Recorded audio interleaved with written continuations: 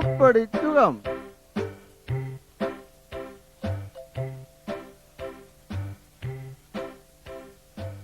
சுகம் எப்படி?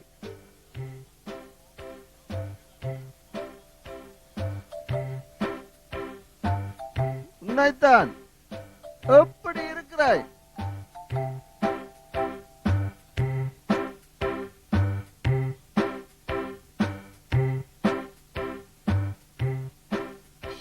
ஏய், எப்படியப்பா இருக்கிறாய்?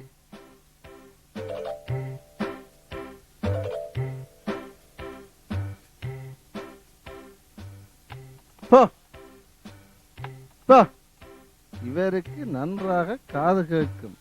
நேற்று நன்றாகத்தான் இருந்தவர் என்னுடன் சேட்டை விடுகிறார்.